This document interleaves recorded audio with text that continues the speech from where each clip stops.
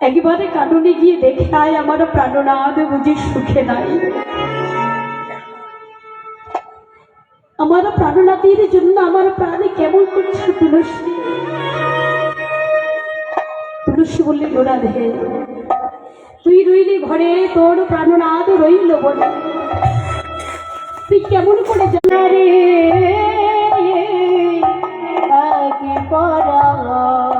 আমার প্রাণনাথ যদি সুখে থাকে তুলসী রে, তাহলে আমিও যে সুখে থাকি।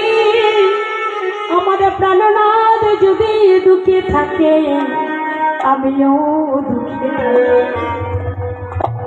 অনেকে আছে বাবা নিজের সুখে তারা সুখী থাকে না, কারা নিজের সুখে সুখী থাকে না, যারা গোবিন্দ চরণে সর্বস্ব অর্পণ করে দেয়। আমার রাধা গোবিন্দ চরণে দেহ মন প্রাণ যারা সঁপে দেয়, তারা কখনো নিজের সুখে সুখে থাকে না, তারা সব সময় গোবিন্দ সুখে সুখে থাকে। রাধারানী তো সর্বস্ব গোবিন্দ চরণে অর্পণ করে দিয়েছে। তুলসীরে তুই জানিস না আমি যে আমার সুখের জন্য নয়, আমি গোবিন্দ সুখে সুখী, গোবিন্দ দুঃখে দুঃখী।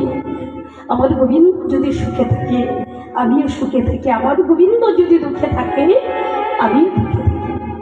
জানিস তুলসীরে এই মাত্র প্রাণনাথ আমার বনে চলে গেল। কেমন করে গেল জানিস তুলসী?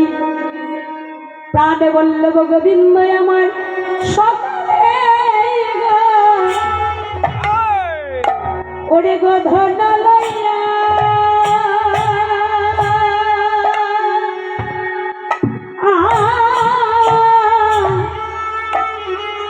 ওরে গোঠে গেল আমার বিনোদিয়া তুলসী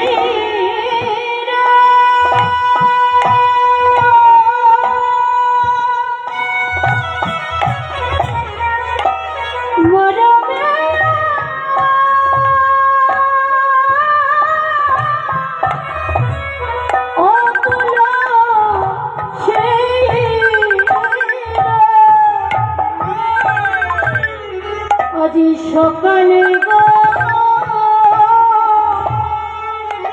গধে না লইয়া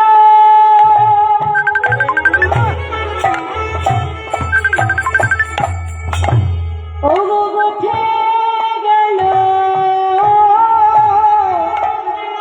আমার বিনোদে আর সিংহারে মুরলির সারা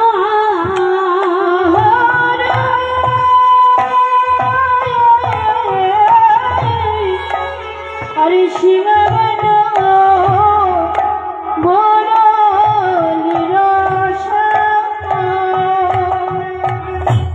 তুলসী বললেন রাধে তুই বলছিস তোর প্রাণনাথ এই পথ দিয়ে চলে গেল, আর সেই প্রাণনাথের জন্য তোর প্রাণটা বড় আকুল হয়েছে।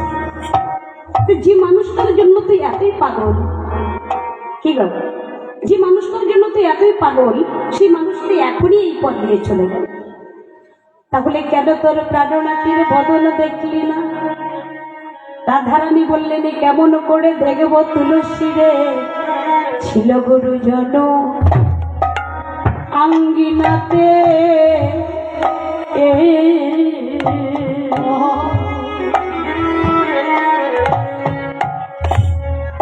আমি না পারিলাম বাহির হইতে তুলসী রে, গুরুজন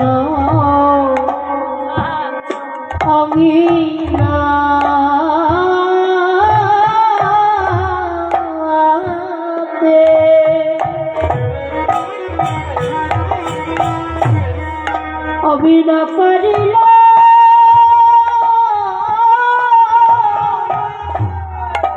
আমি না পারিলাম বাহির হতে,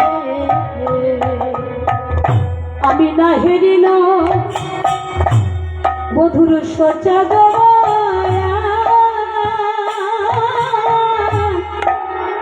তুলসী রে আমি লাহেরি বধুর সোজাদ বয়ান রে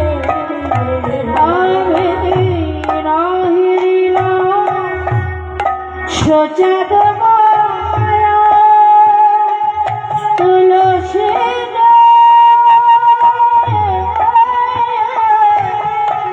আমি নাহিরি সোজাদ